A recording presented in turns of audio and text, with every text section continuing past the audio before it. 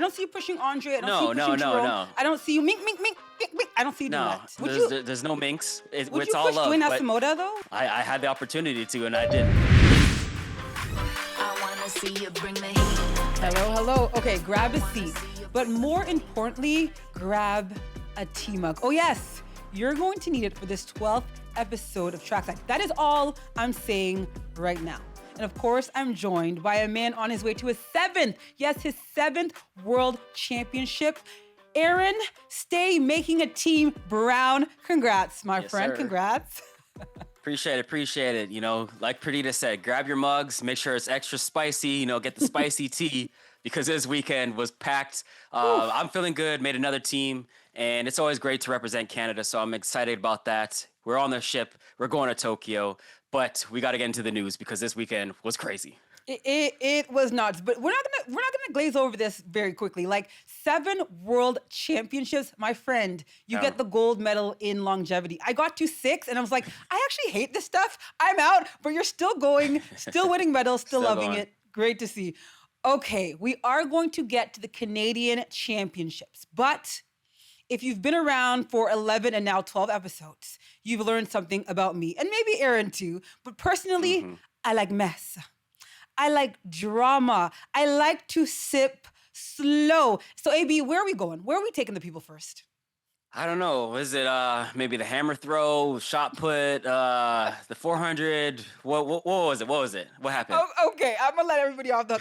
He's joking. He knows exactly where we're going. The 200-meter final, at the American trials this past weekend. Here we go. All eyes were on lane 6 and 7. Noah Lyles and Kenny Bednarek going head-to-head for the first time since the Olympics a year ago, right?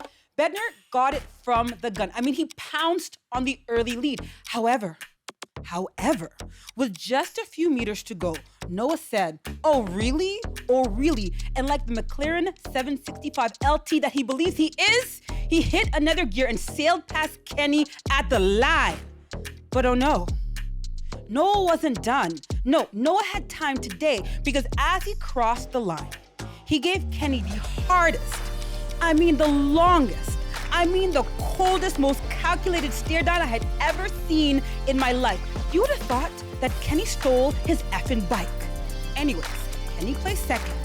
But as they were slowing down, Noah, who was in front, gets a big two-handed shove from Kung Fu Kenny, who I sort of lived up to his name, if you think about it. Anyways, this led to some back and forth between the two, which even spilled into the post-race interview on national TV, big NBC. No, I'm saying if you got a problem, I expect a problem. That's all I'm saying. You know what? You're right.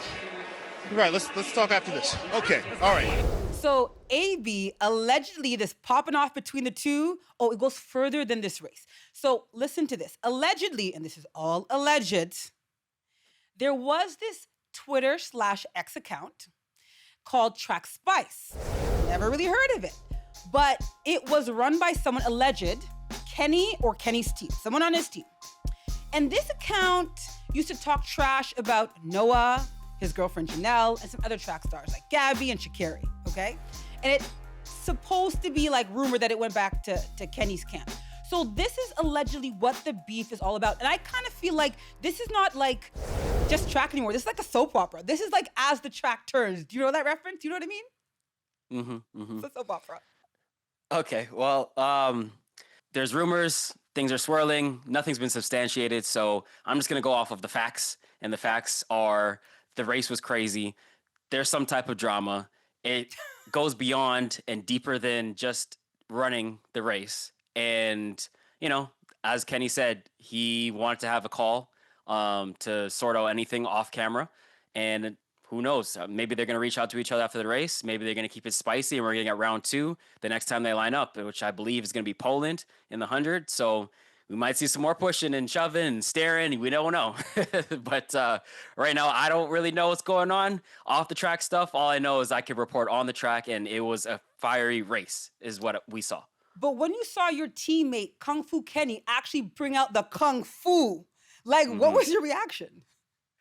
Well, at first when I saw it, I didn't think too much of it because normally when people cut you off in a race and you're slowing down, you push them out of the way so you don't run each other over. But then when I saw the full extension, I was like, ooh, like he kind of, might have put something behind it. And maybe it was just frustration. I know he wanted to beat Kenny, or he wanted to beat Noah in that race, and he came up short. But it just makes for a good, exactly, makes for a good tea. It makes for exciting championships going forward. It makes Tokyo look all the more exciting. Yes. And we need some of this, and inject it into our veins. Give us some more drama. It's like, this is what we live for. We finally see track and field on national TV, at least in the US. And it wasn't because of the race. It's because of the drama. It's because of the protagonist that was involved and what happened and all the mess, the stuff that you like. A lot of people are in or out on whether this is good or not for the sport. But objectively, if we're trying to grow it, if we're trying to appeal to a wider audience, the results don't lie. I'm seeing people that have no idea what track and field is. They're like, yeah, I think there's some meat going on, and not Lyles got pushed, and they have no idea what they're talking about, but they're talking about it. They're covering it, and so that's true. Okay, so there's a couple things. I'm not in the camp that actually believes that Noah Lyles cut off Kenny. I'm not. You know how it is at the end of 100 straight. You kind of just follow the line, and some people are not sure where to go. And Kenny was also behind Noah, so he could see where Noah was. I just don't think you put hands on anyone. My main concern in all of that was, what if Noah had like tweaked something, a hamstring or a calf or an Achilles? I thought that was dangerous. You could tell instantly that Kenny regretted what he did. It was in the heat of the moment. He was frustrated. So AB, some people were like, I have never seen hands thrown in track and field before. I've never seen this. Oh, yes, you have. And we have the very grainy tape from the 1992 World Junior Championships in Seoul. Watch it. There's Gabriela Selassie in the lead, taking over from Machuca of Kenya. Baps! Mink, mink! He said no. It actually made him run faster. But we have seen athletes throw hands. Bap! Whoa! But we've seen these rivalries in track and field over time. Some of them are legendary. No? Yeah, I mean, we've seen Gatlin and Bolt. We've seen Allison and Veronica. We've seen Elaine and Shelley, Sydney and Delilah. And anytime there's a rivalry, it makes it more. It raises the stakes because you want to see who's going to come out on top. And sometimes when your direct competition is in the race, you just pull something out of you that you wouldn't otherwise have had. And that's what makes for the special moments. And we love it, So a lot of people complain that track and field is a little bit too friendly. And back in the day, the old generation, they were rivals and they would stare at each other and mean mug, and there was more competition. And everyone now is just singing Kumbaya, and they're all friends and stuff like that, holding hands. Thank God for Track Spice. Right. In comes Track Spice, mixing things up. Making a mess of things on Twitter and causing some people to look at other people sideways. And now you have, beefs again. And, whether you're for it or against it, you're entertained, So and that at the end of the day, we want eyes on our sport. And this is one way to do that. Speaking of rivalries, Aaron Brown, I have to ask this. And I know you're going to answer so diplomatically, okay? Don't. The fact that Kenny and Noah are beefing, okay? They are part of the relay team. They will be on the relays at the World Championship, barring any injury or anything like that. You as a reigning Olympic champion in the men's 4x1, you gotta be honest. Are you not changing your team up to a little popcorn sacket, whatever you call it? Come on. I mean, it's par for the course. A lot of times, to be honest, Noah has had issues with a lot of people. At one point it was Fred, another point it was Christian, and it just seems like he rubs a lot of people the wrong way. And it's not just Noah. This is something that happens within the American relay pool, because to be honest, they usually have the deepest and top guys in the world. And so the relay is a secondary thing for them. They're training to win the individual events. And sometimes their biggest rival is in that relay pool. So they generally don't like that person and want to, knock their head off or push them. But, with us, we definitely want to win the Canadian title. But at the end of the day, we have a relationship outside of, we get along. I don't see you pushing Andre. I don't see you pushing Andre. I don't see you pushing Jerome. No. I don't see you mink, mink, mink, mink, mink. I don't see you doing that. There's no minks. Would you push Dwayne Asamoah, though? Would you push Dwayne Asamoah?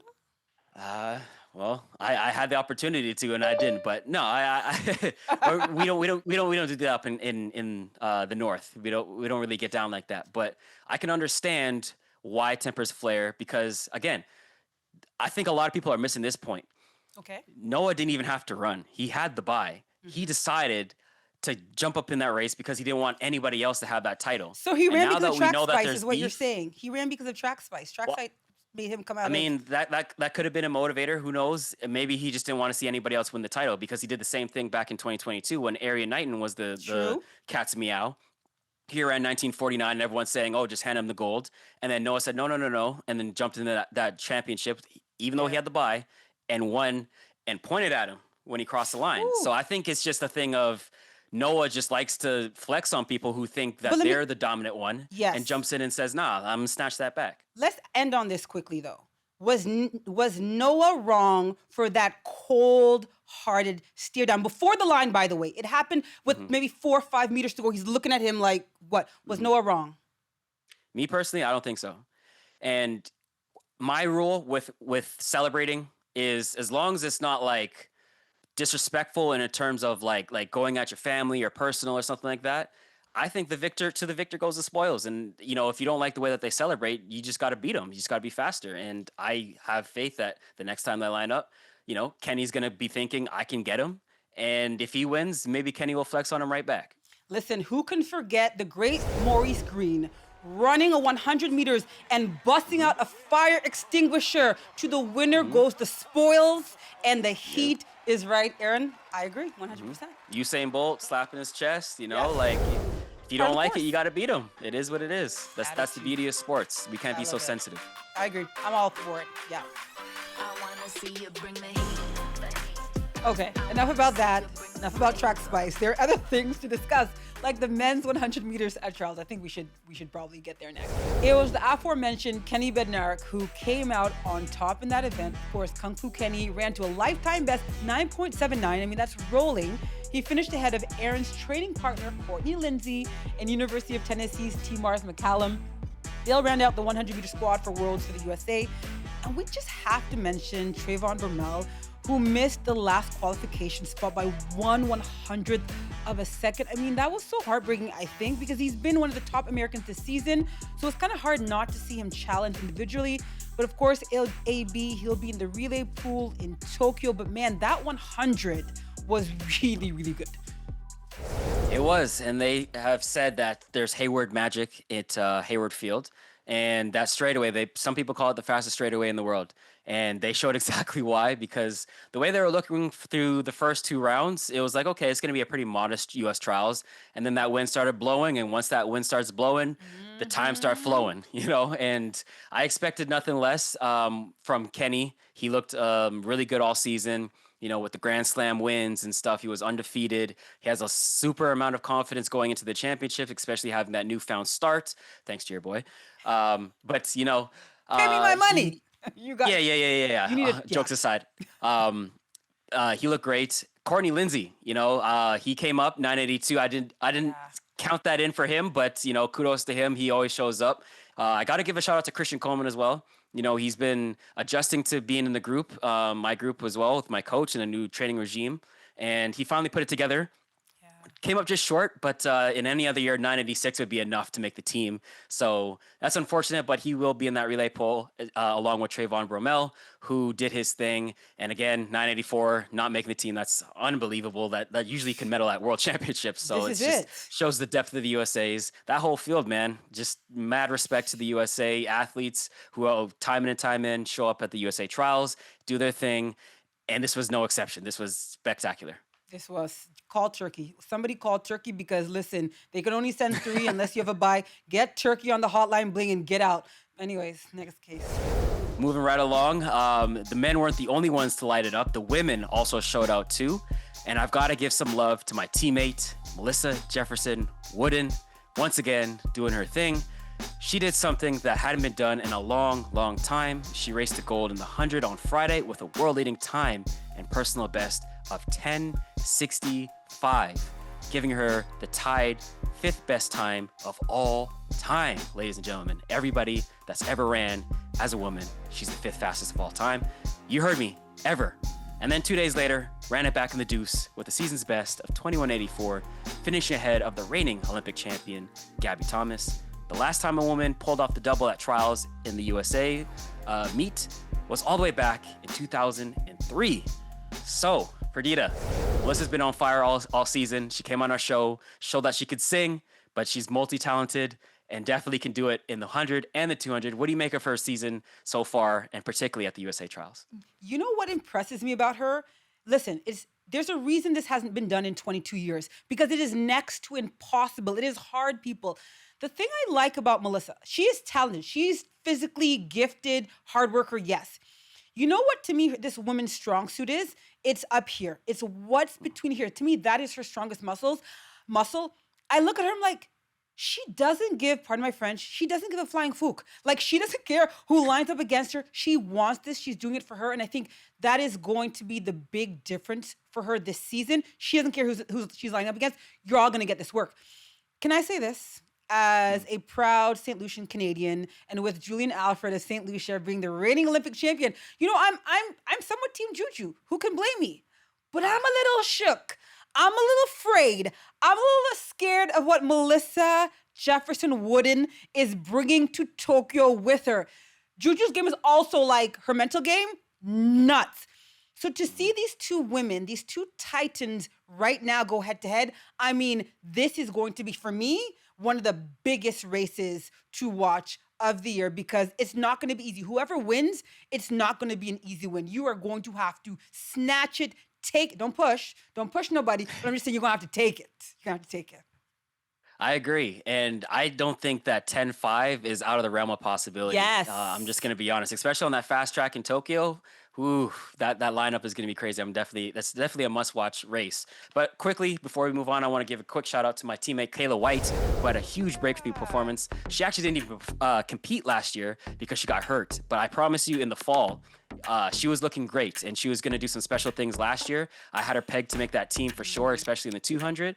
But unfortunately, she didn't compete at all last year, and the Star Athletics still swept the 100 meters for the women at USA Trials. So that just shows the depth of our group. Kayla White wasn't on a lot of people's radar, but she's been doing great things at practice. So it was amazing to see her come through with this breakthrough performance and make the team. 10.84, you're not lying. So one of the things, right, that really shocked me, though, was Gabby Thomas, the reigning Olympic champion at 200 meters, having to wait with bated breath to see if she even made this team. She didn't at the end, third, but like thousandths of a second. Like, what, they all had the same time? Like, so Yeah. What did you make of that when you watched it? Because I was like shook. I'm gonna be honest. I watched the replay after I finished my race, and I didn't think she won. I didn't think she got third, based on the angle that I could see. She's coming from behind, and I guess she got her own momentum. But I feel like if Brittany Brown or Mackenzie Long had dipped properly, they would be going to Tokyo in that 200-meter spot. And you know that goes back to about dips her. again? I love when you We're talk talking about about the dips. dip. We're When I talking dip, about you dips. dip, We're we going dip. back. You're Yeah, working they on need a your little. dip. They need a little more dip with that chip, but you know, I know Gabby Thomas is sponsored by Cava, so she probably had some dip, you know, some hummus on her chips, and that got her a spot, the third spot, and she's lucky. But you know, she did have an interview afterwards and said she was dealing with some, I believe it was an Achilles injury and stuff like that, so she wasn't in the greatest form. We'll see how she looks in Tokyo. You can't count her out because she Never. showed that she can win the Olympics and be on the podium. That's right. So it's a big deal for her to still make a spot. That would have been a huge story if she didn't. But kudos to her. She was able to time the dip. Yeah, shout out to Gabby and her coach, Tanja Buford-Bailey. They got 6 weeks to get it right. Hopefully she's healthy going to Worlds. We have to talk about this next story. Sha'Carri Richardson, her performance and her arrest this past weekend. It seems like she had a very tumultuous last few days. She scratched from the 100 after the opening heats. Not super surprising, as she has a lane in Tokyo and is the reigning world champion. But in the women's 200 meters, she has no automatic spot. She failed to make it into the final. All of this after she was arrested on Sunday, July 24th for assaulting her boyfriend, fellow USA sprinter Christian Coleman, at the airport in Seattle. The police report alleges that video surveillance showed Sha'Carri getting into a really heated argument with Christian, where she shoved him multiple times and even threw a pair of headphones at him. Now, Christian did comment on this after he finished competing at trials, and here's what he had to say. I don't feel as if like she should have been arrested. You know what I'm saying? Like, I mean, you know, people have discussions and emotions and stuff like that. And she has like things that she need to work on for herself, of course. And so do I, so do you, like everybody. And I'm the type of guy, like, I'm in the business of just like extending grace and mercy and love. A couple things. I feel like the conversation around Sha'Carri Richardson can usually be venomous or contentious. It's not necessarily about her talent. It's either you like her or you hate her. And I did not like this narrative swirling around her. What I love, though, is Christian Coleman, as a friend, partner, whatever this is now for them, still stood up and defended her and said, this is not the person I know, this is not her. And he also did not throw any more mud on her. I will also say that whatever it is, whether if it was switched or changed, of course, the narrative would have been differently. You can't put your hands on anybody no matter what. But I will jump on what Christian said. I feel like there are things that Sha'Carri is battling and dealing with that have nothing to do with performance. That there are things that if she's emotionally okay and things are going well with her, then she is unstoppable. No one can touch her. But I do feel like she carries a lot on the track, and we need to have more grace for her. And what I saw as a friend, standing up for her and being like, the person that you are throwing mud on, I'm not gonna let you do that. And I absolutely loved it. I thought it was a masterclass in defending a friend. Agreed. And, you know, as someone who is in the group, I've been training with Sha'Carri for a long time. And obviously, I'm a supporter of all my teammates, in particular her. I just wish her the best. And I know that when she's focused and locked in, she is, like you said, one of the best out there, one of the best talents that we've ever seen in this sport. And Christian said it great. You know, everybody has flaws and things that they can work on. And I just hope that she's able to get through hers, and whatever challenges she's dealing with, she's able to overcome it and lock in and going into Tokyo. Because at the end of the day, you know, this has the makings of an amazing field. It could be a generational race, and I would love for her to be a part of it. I know she can. I've seen her do some great things this year in training, and I'm just excited to see it translate onto the track, into the race, so that the world can see. No, Sha'Carri has not gone anywhere. She's still one of the best out there. She's up there with the Melissa Jefferson-Woodens, with the Julian Alfreds. She can compete for those medals. And yeah, you know, all the extra stuff, you know, it's a distraction, and I hope that it gets sorted out and we can just put this behind us and have a great Tokyo to look forward to, rather than any other off-track stuff. You know, I know my group loves to dominate headlines, and I just hope that it's all for the right reasons, and it's more just about our performances and us doing great stuff, and not any of that. I'm putting you in a tough spot. I know. Athletics is all over. Yeah. For good reasons and not so great reasons, but you know, I'm doing my best to be objective as much as I can as a co-host, you know, still deliver the real, give the news, but also support my teammates and have their back, you know. So I hope I'm doing a good job. You're crushing that. You're crushing that part. Honestly, I say to you all the time, if I was your teammate, the way you handle this role, this position, and also, listen, you have like intimate information and knowledge on these people. You see them in their highest, their lowest, their frustrations. You see it all, and you're not betraying that with anyone. But you are also very matter-of-fact and diplomatic. You call it what it is, and I think it's the perfect, honest, sincere balance, truthfully. You know, some things I found out later, Aaron doesn't even tell me stuff I find out later on the news. And I'm like, Aaron, I've been your co-host for 3 months now. You don't tell me these things. But anyways. Moving on. You can announce your arrival in a number of ways. And 16-year-old Cooper Lutkenhaus did it very, very dramatically in the men's 800 meters, heading into the final turn. It looked like a race between 4 people for 3 spots to Tokyo. But it was Cooper who chased everybody down in the last 200 meters, storming to a second place in a U18 world record of what? 1:42.27. Just to emphasize how impressive that is, some track nerds somewhere decided to compare his time to what it would be comparatively in a few other events. So in the 100 meters, that would equal a 9.79 rolling, and in the 2, a 19.58. Now let me just say this, AB, I don't really know about all that. I don't know about these conversions and these stats. But anyways, very nicely done, thank you. But what I do know is that this kid isn't even a senior in high school, and he'll be the youngest athlete ever to make Team USA's roster at the World Championships. I mean, there's a lot to say, but basically, our boy Coop, can I call him that? I'm calling him that. Our boy Coop, the boy is on fire. Coop. I mean, at this point, he's going to be a household name. Right. Some people online were calling this the greatest high school performance of any sport ever. And Over I Alan Webb understand. in the mile? Okay. Hey, And LeBron James?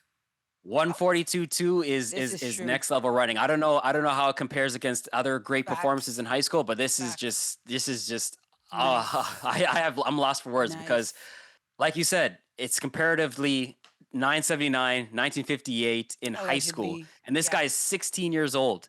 The high school record is now faster than the collegiate NCAA record. Just let that sink in. All the greats that have gone through the NCAA circuit, this is over a second faster now. That's just mind blowing, you know. You know what else is funny? Is he'll go to Tokyo. Has this guy ever run outside of Texas? Has he ever run out of the USA? I don't know. Also, I don't know. when he goes to Tokyo, that's in September. Bro is missing high school. Like he's missing all his classes. I mean, that's a good reason. That's a good excuse. He hasn't even gone to prom yet, and he's already, going to Tokyo on the World Championship team. He's 16 years old. Can he drive? Does he have his license? No, can't drink. I need to know can't more drive. about this guy. Me too. Yeah, this guy could be the future world record holder. And when Marco finally goes 139, this guy's gonna be chasing it. So This is true. We'll see. He's never had a legal drink, mind you. He's never done that at 16 years old. There's a lot he hasn't experienced, but he's going to the World Championships. Incredible, Coop. He's going. Coop. And I know Coop dominated the headlines, but I do have to give a quick shout out to Donovan Brazier, who's on the comeback trail. He ran 142.16, a new lifetime best to win the USA Championship. So shout out to him. It's good to see him back on the circuit. Moving right along to Perdita's event, which was the 100-meter hurdles. And Perdita, we got to talk about that. In this one, it was looking like it was wide open coming into this event. Masai Russell, the Olympic champion, would have been considered the clear favorite, having broken the American record this year, but she'd been experiencing some injury troubles leading into the trials. And you couldn't tell in this race, though. She looked very dominant as she stormed to a national title in a time of 12:22 seconds, which would have been right about the world record years ago before this event went bonkers. Perdita, what'd you make of this performance by Masai? Pretty dominant, right? She was putting the crown on her head. Yeah. She wanted to let him know. Did you see that? She was like, put it here. I was like, yes, girl, talk that talk, money. So I was worried about Masai, and honestly, everybody that ran really early in Grand Slam, I'm like, how are you going to maintain your fitness? How are you not going to get tapped out? Because remember, Grand Slam made them run 100 meters as well. She has put all that to rest for me. She is ready. She is there. I say this all the time, and I know what I know. This is the hardest event to predict, but once again, Masai Russell, the Olympic champion, gets it right. All right, let's talk about the men's version, the men's 110 meters. Coming into this race, we looked at the field. There were like 4 to 6 guys who could legit make the team, right? And it was 19-year-old Jacoby Tharp who stunned the field with a new personal best, 13:01. Cordell Tinch finished second, and Dylan Beard grabbed that last spot. But it was Trey Cunningham who looked absolutely gutted after this one. And it's really because he was one of the main contenders for a spot at Worlds. If you had to put him on your bingo card, you would have, okay? Proving again, like I've said, this is one of the hardest events to call and one of the hardest things to make. Things as in teams, okay? Things as in teams. AB, I gotta say this though. You got it right because you did talk about Jacoby, did you not? Did you not call this one? I did. And I had him making a spot potentially. I knew he could mix it up. It was a deep field, but I didn't have him winning. I'll be honest. But, when you see someone who's hot in college, sometimes they carry over that momentum into the U.S. trials because it's pretty soon after and they're still in good shape, still peaked for the championships. Yes. And so shout out to him for getting that win.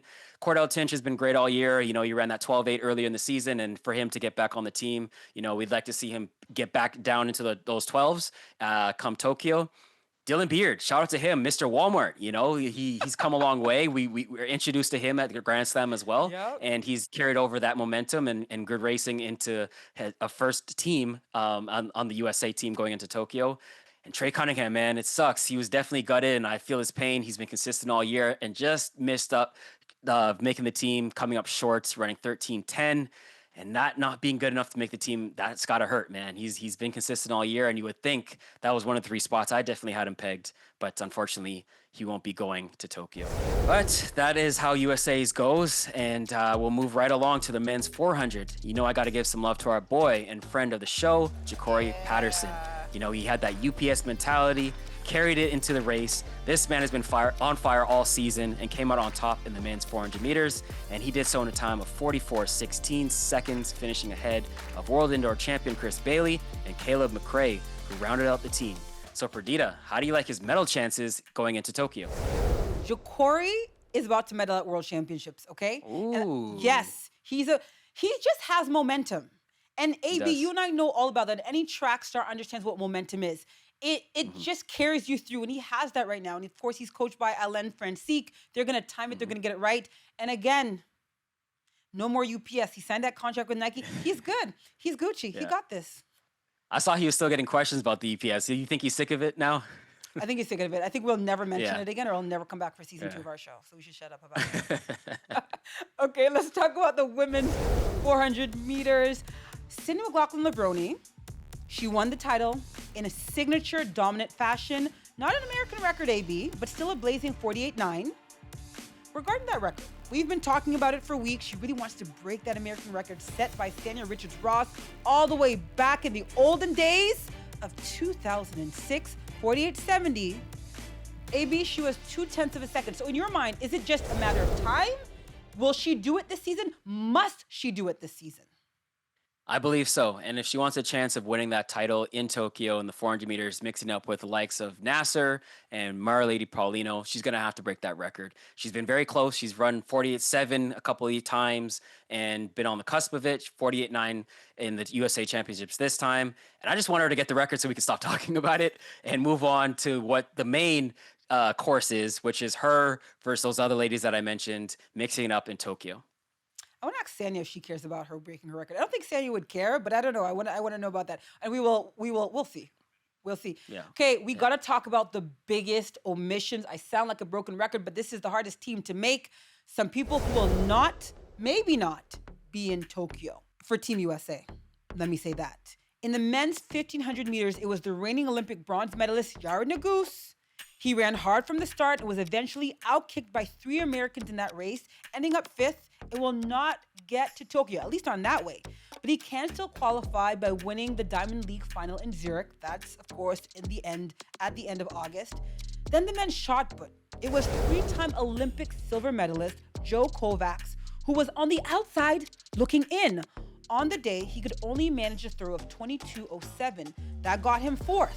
Unlike Nuguse, Kovacs won't be eligible for a wildcard spot from Zurich, even if he wins it, even if he breaks some record. So AB, 2 potential podium threats, not going to Worlds. Were either one of these like a bigger shock to you? They're both huge ripples throughout the track and field world, but I'm going to go with Yared Nuguse. I'm going to be honest. I was watching that race, and I just assumed he would make the team because I'm so used to the superstars in that event mixing it up in Tokyo. You know, you got him, you got Cole Hawker, you got Ingebrigtsen, and you got our boy Josh Kerr. And I'm just so used to them making it through. And when he didn't make it and finished 5th, I was like, wait, he's not going to Tokyo. This is strange. You know, I'm so used to Yared Nuguse being one of the protagonists in the event. So to me, that was the biggest shock. You know, also Kovacs is a huge shock as well. He's a name that is a household name, the shot put. I'm always used to looking over at the shop. I'm like, okay, what's Ryan Krauser doing? What's Kovacs doing? Those are the guys that have been dominating for years. And for him not to be able to go, it's crazy. That's nuts. I don't like it for them. That's happened to me before in 2012, but I don't want to talk about it. I wanna see you bring the heat. Okay, I promise you we will get to the Canadian trials. We are finally here, people. We are finally talking about us here. Okay, the Canadian track and field trials went down, national championships as well, in Ottawa. AB, you were there. We need to start with that 100 meters, okay? Because I want the hold on. Where's my mug? I want the tea. How did it go? My tea bag is still here. It's not as hot, but I want to know, how did it go? What happened? Well, we got to start with the semifinals. It was a fiasco. And I had known going into Ottawa that the starter likes to hold the gun, because back in 2017, he held the gun on me and I went and I false started. And if you false start there, you're not getting back in. I'll just tell you Bye. that. They are very by the book there in Ottawa. So knowing that, I was a little apprehensive coming out of the blocks. I'm like, okay, wait, be patient. And we had 4 pullbacks. Not 1, not 2, not 3, not 4. Not 3. 4 pullbacks, callbacks in the race. And Jerome unfortunately false started on one of them. He ran under protest and looked really good when he ran under protest, but unfortunately it didn't count. So you just see the FS on the results page, and then the rest was history. We moved on to the finals. Dwayne Asamoah came in with the win. You know, I was thinking, okay, Jerome's out. He's been the man to beat. He's the sub 10 guy. We know we had our post where it was me versus him, and Anson was picking him and stuff like that. So the main focus was me versus him. Andrea was out with injury. And so I kind of felt a little anticlimactic going into the finals, and I tried my best to stay locked in. But I'll be honest, you know, some of the air came out of the room. And then Dwayne took full advantage of that. You know, he came and flexed on me a little bit, looked over at me, talked his stuff, and congrats to him. He got his first title. Okay. I know you can't say certain things, but I will. I didn't like how Dwayne was carrying on. I didn't like it. 10-12 is amazing. But again, I feel like there is a certain way to behave if you haven't competed or won things individually, and I didn't love it, right, at all.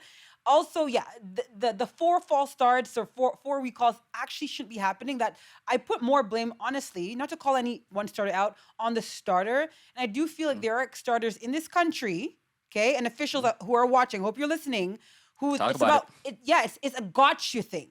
Not a spirit of the law, they're by the letter of the law. And they want to set a tone of, I want everyone still for 15 seconds in between setting the gun, exaggerating, but they hold so long that they don't understand, Aaron, that a sprinter is primed only for a quick second to hold in that position, and then you let them go. As soon as they're steady, let them go, but they kind of hold. And instead of saying, you know what, green card, yellow card, reset, it's almost like, yeah, you're out, restart. Yep. You should have control of the field, and if you're holding for long, that's how that happens. Okay, back to Dwayne. Back to Dwayne. Are you, I mean, I feel like when you talked about having 12 titles, he's like, oh, I'm going to show him. He said you need to take a nap. I did not like that. I know you're cool. You don't take these things personally, but I'm like, Dwayne, it's too early for this young man. It's too early. I know.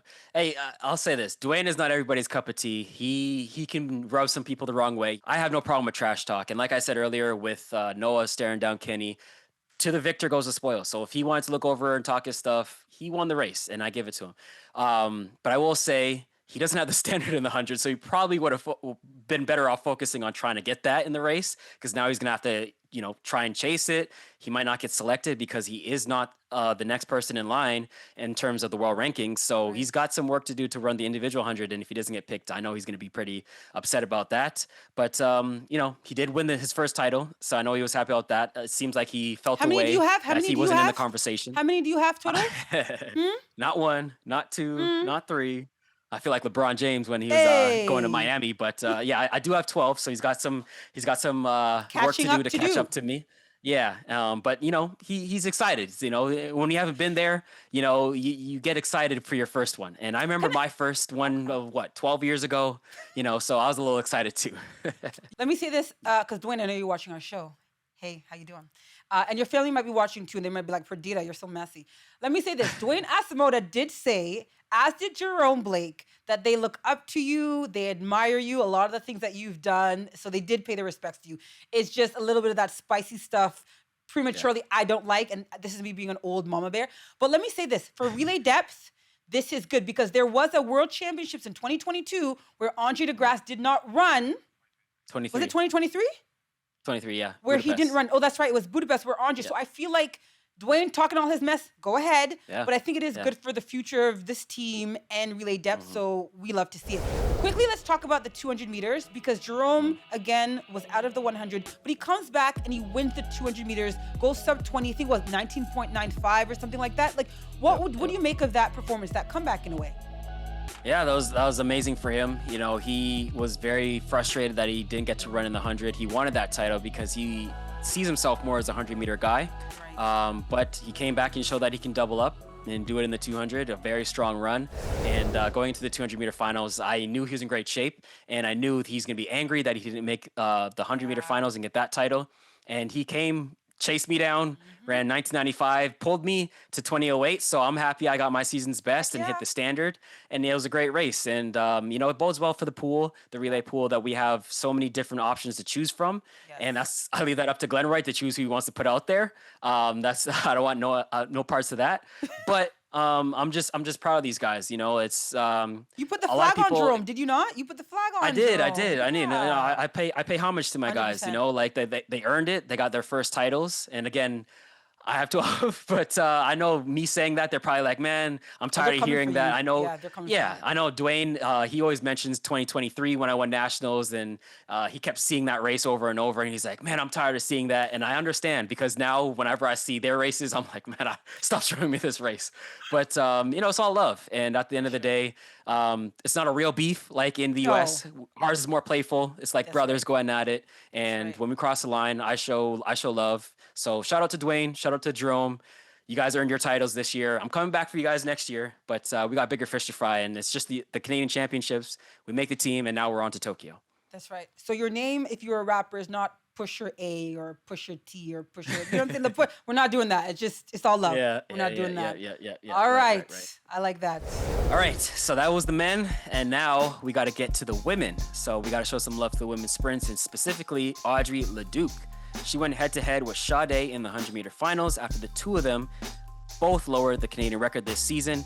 Audrey came out on top with a time of 11:06, which was good enough for a new championship record. And if that wasn't enough, she followed up by completing the double, taking home the 200-meter title with a time of 22:55. So Perdita, is Audrey now the undisputed #1 Canadian sprinter this year and of all time? You know what? I think of her time right now, not all time yet. We got to see a little bit more from Miss Audrey, but of this time, absolutely undisputed, she is the one. And I also love this back and forth between her and Sade McCreath. Hopefully we can get a hold of them and they can both be on our show, because I think the both of us would love to interview them to see how they kind of see this. But of course it's world season, people are locking it down, but we'll see if we can talk to them. But I think right now, Audrey, she is the one to beat. And Anson Henry was on our show the last episode or whatever episode he was on. And he's like, I think she might be getting complacent. Anson, eat your words. Audrey's the one. Yep. Shout out to Audrey. Shout out to Audrey. So the other thing I think you and I were talking about we love to do is the fact that at Nationals, you get to see a glimpse of the future. And we really want to shout out some of these young athletes. You might have not heard their names before, but who are really showing us who is coming up on the Canadian track and field landscape. I want to start with the big result in the 100 meters on the U20 side. In the men's event, Tuni Ogunyeyi of Brampton, Ontario, left Ottawa with the national record for his age group. He stormed 10.23. That actually broke Andre DeGrasse's mark of 10.25, set in 2003. Also in this race was 17-year-old sprinting sensation Wyatt Lee, we've talked about him here before on our show, who finished second with a time of 10.41. The 19-year-old Ogunyeyi said he'd been working all season to break the record, and after the race, he said he wouldn't be surprised if Wyatt Lee actually broke his U20 Canadian record in the coming years. AB, I like it, and I like their confidence. I love it. And, they're two young stars in the making, and it's been a while since we had guys running times like this at that age group, and I love to see it, because you can see, okay, these are the guys that are going to bridge the gap and get Canada onto the map when our crop of sprinters retires. And I love that he broke Andre's record, because now it's not just me that got my record broken. Andre, you can feel the same way and give respects to the next generation. But I'm with Tuni. I think Wyatt is going to be the one to break it in the future as well. He's already running against the under 20 guys as a 17-year-old, and I'm bullish on his ceiling. But both these guys are in the Flying Angels track club, which is my track club now. So it's great to be in the same group and kind of throw some love towards them. I gave them both a follow on Instagram after this championship because they earned it.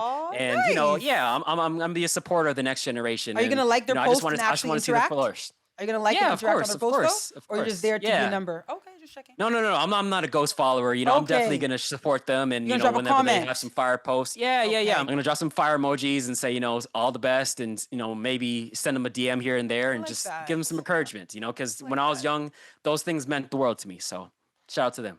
Facts. Okay, keeping the next generation theme going on, in the men's 1500 meter senior final, it was the 21-year-old Max Davies who stole the show. in a field that featured Olympians Kieran Lum, Jean-Simon Degagné, and CPT. It was the U Sports athlete Davies that claimed his first national title. The 21-year-old just came off setting the under-23 Canadian record at the 1500 meters. He did that at the Harry Jerome Classic on July 15th with a time of 3 minutes, 35 seconds. Perdita, do you love seeing these fresh faces making noise at the Canadian Championships? I feel so happy for them. You know what, Aaron, we can remember being junior athletes, right? And going and competing at seniors. And like, whether you win or you come fifth, you're beating somebody. And so I could just imagine the confidence and the bravado and them just feeling really, really good about their seasons and about their futures going into a championship like that and being the likes of the names that you just said. So I'm all for it. I'm all for it. Yep. You have nothing to lose at that age. And I remember when I was a junior, I finished third in the 100, and I felt like these guys can't tell me anything. You see so it? the confidence is it just gets boosted. So shout out to them. All right, we have to talk about Jackson McKay. He just won his second straight U20 decathlon national title, and he did it with a Canadian record, 7,652 points. And for some context, Damian Warner, you know him, Olympic champion, his under 20 personal best was a score of 7,449, so a good 200 points higher. All to say, this kid is special. And like Damien, he's from London, Ontario. What the heck are they eating over there? But anyways, he will also be attending the University of Western next season. And he's also a dual sport athlete, taking home Ontario High School football first team quarterback honors. In fact, he actually pulled out of a track and field scholarship at the University of Cincinnati just so he's able to compete on both the football and track and field teams at Western next season. Honestly, AB, I feel like this is a name that we are going to be hearing a lot about in the future. Hey, I mean, we might be called Athletics Canada right now, but in the future, if this guy pops off, we might be Athletics Decathlon Canada, you know? Like, we just produced them. We got Pierce Lepage, we got Damian Warner, and now enter Jackson McKay. It's great to see the next generation stepping up, and he's another one. We've had a very strong event in the multis, so it's great to add him to the arsenal, and I'm looking forward to see his progress. And turning down a U.S. scholarship to stay in Canada, he's a local boy. You got to love that, you know? It's not often you see that.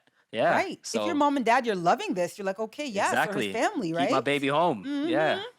Shout out to mom and dad. Yeah, come home, do your laundry. Exactly. Shout out to you. Shout out to you, sir. That is really cool. It is time for this week's shout out. And of course, it's going to Gabriela DeBues-Stafford. Of course it is. And of course, you knew that. Gabby recently told CBC Sports she set a goal to run the 1500 and the 5000 for the first time at a major championship. Well, on Thursday night, she won her sixth national title in the 5,000. 15:17:32 was her time.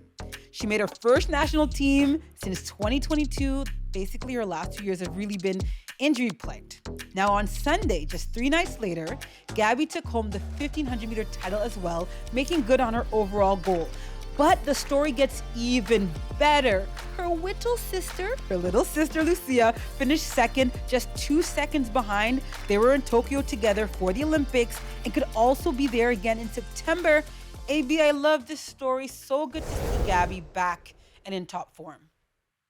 Absolutely. And this is a good feel-good story to juxtapose with all the beef that we had in the U.S. Nationals. We show them how we get down in Canada. This is you know, I show love to my teammates, even though they're looking at me, whatever, at the end, it's all love. But it's great to see Gabby back on the scene. You know, she was a force back in the day, and she's dealt with some injuries and stuff like that. But to see her on the comeback trail, I'm very excited to see her progress, and I know she can be a force again. So it's good to see her and bring her sister along for the ride. You know, it's good to see the Gabby, Lucia combo back in action and showing some love, you know, spread more love, you know, all this track beef, you know, we can't have all the spice. We gotta put a little sugar in our tea. I like it. A little sugar in our tea, no more spice. I wanna see you bring the heat. Joining us now is a 5-time national champion and the 2023 world silver medalist in the women's shot put. Sarah Mitton, we're so happy to have you. Okay, you are fresh off your 5th national title. That has to feel really good. It does, you know, winning a national title. Like, I remember the first time I did it, and it was just this like huge opportunity that I like never even foresaw coming. So to be able to do it 5 times and obviously hopefully continue that into the future, that's something that I'm incredibly proud of. And my performance there not being quite what I wanted and still being able to come away with the title is always like an amazing opportunity. Well, Sarah, speaking of those trials, we always have a crop of new athletes in the next generation that are coming up. Is there anybody that's piquing your interest that you're saying like, oh, I'm going to keep an eye on that person, particularly in the field events, maybe in the throws? Is there a young athlete that's up and coming that you're kind of looking out for? Yeah, I think, most specifically, I have a really great training partner now. Her name is Liv Sands. She is definitely going to be like the future of women's shot put hopefully when I retire, but hopefully we can share that journey together over the next few years. I think she's ranked 37th in the world right now. So she's really on the cusp of making the world's team. She's only 21, but she is 6'2". She is going to be an absolute beast. So she's been working with our group for about 2 years now. Just the progress that she's made has well exceeded anything I've done at that age. So we're just so excited, one, to have her because she's a great person and a great training partner, but two, she has such a bright future and we're really looking forward hopefully having her there this year, but a bit of a stretch goal, but we'll see how it turns out. You never know. And she has the best mentor in you. Let me just say that. Okay, so you and I were talking a little bit, off camera, and I was like, are you getting a break? You're like, nah, girl, no, this train keeps on rolling. What is prep looking like for you going into Tokyo? I mean, we got, 5-6 weeks left? Yeah, I'm kind of back in the weeds, which is okay. Because same through nationals, so not having that performance I wanted, kind of expected. I've been training really hard, working on doing some double days because at the World Championships, we'll have the qualifying in the morning and the qualifying in the evening.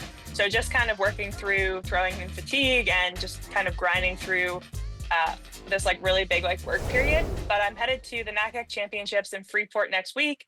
Then I have the Brussels Diamond League right after that. And then I'm actually pre-qualified for the final in Zurich. So that's kind of the busy schedule over the next couple of weeks. Going back to your goals for this season, looking forward to NACAC and ultimately the Tokyo Championships in September. You are chasing that 21-meter barrier in the shot put. That's something that you've been very keen on trying to hit. For me, I'm chasing that 19-second barrier. For you, it's that 21-meter barrier. What do you think about your chances of hitting that? And is that something that you're still confident that you can hit? Yeah, I think I'm coming into form. I think that barrier hasn't been broken since about 2013. So the race is on. And I think what it's been able to do for me is give me a really good motivation, something, outside of performances and medals to focus on and give me something to in training every day to kind of get me out of bed. And what's been really cool is I'm chasing that with a friend and direct competitor, Chase Ely, who has also been very vocal about being the first person to do it. And she has, I would say she's the closest, obviously, right now. She's had 3 performances now, upwards of, I think, only 5 centimeters from the mark. But myself, I've actually seen that throw in a competition. It just happened to be a small foot foul. And I haven't necessarily been in peak shape since World Indoors. So I think over the next 4 or 5 competitions, as I really come into form, I think there's an opportunity for that to happen. And obviously the best place for that to happen would be at the World Championships because, I think she said it best that there's going to be lots of women over 20 meters this year. That's kind of become a norm. And so to really stand out, I think you're going to have to throw that 21-meter mark. So I'm still hoping to beat her to it. Yeah, the best mark, 20.95 right now, like you said, just a few meters away. So what I've really appreciated about you, Sarah, is that you've been really transparent about your experience last year at the Olympics, right? You go in as gold medal favorite, legitimate medal threat, and it doesn't happen on the day. I remember we talked in December and you were really candid about that.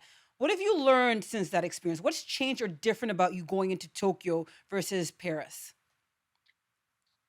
Yeah, I mean, going into Paris, it was kind of the first time I'd ever had that expectation of myself to really go out there and be a gold medal contender.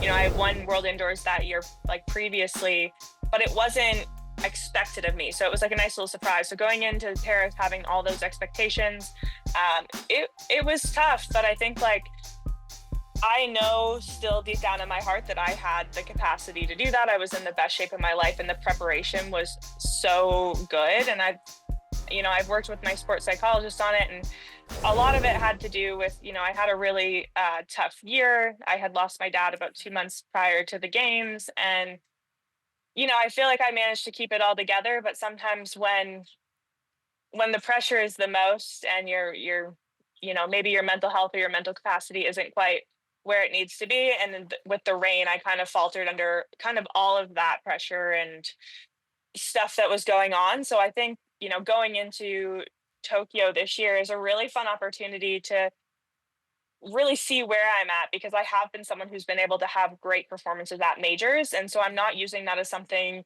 that has like held me back in any way or makes me feel like less of a competitor on the day. And I'm just looking forward to, again, taking on that challenge and seeing what happens. Yeah, it's clear to Awesome. us, Sarah, that you've been doing the work. You've been doing what you need, and not just in the circle. I was going to say on the track, in the field, but also you've been working on your mental game. And I think the fact that you can speak about it and just say the truth of it is the thing that's really going to set you free and allow you to go into this Tokyo Championship and just be you and do your thing. So we cannot wait to see you there. Aaron will be there to see you do your thing as well. will. I won't be there. I won't be there. But good luck to you, Sarah Milton. Yes. Thanks for making time. Awesome. best, Thanks Sarah. so much. Thanks, guys. AB, that is it. I feel like I need a little bit of cleansing or purging or Right. something after all this mess that we talked about. But I love it. Hey. I You need to give me my tap dancing shoes. You're over maneuvering and dancing. I'm doing some moves over here. You got me involved in some track beef Some and all this mess. salacious news and stuff. Yeah, this one was tough, but I'm feeling good. Another episode in the books. I Yep. got my Birchbound braids popping off, so I'm I feeling see. good. Yeah. I'm throwing it back to my high school days when I had the braids and bringing Yes. it back. Yeah, going out how I came in. So I'm feeling I like good, that. and I'm excited. Yeah, And this I is a brought huge back episode. My CBC Yeah, we brought t-shirt back the talking about CBC bring stuff shirt. back. This thing is Exactly. old. It's a throwback, This We're is throwing it. it back to the days. Yeah. That's right. Yeah, That's yeah. right. As the track turns, the young and the restless, the fast and the restless. I'm just thinking about all the stuff we talked about off the top. This whole track Right. thing is a soap opera. There's lots to talk about going into Tokyo, is basically what we're saying. So we'll see you. And we love for it. We do. We'll see Yeah, the that's people why for we're here. episode That's why we're 13. here. This is why we're here. We'll see them for Yeah, come episode back, 13. people. Yeah, come back. We'll be here.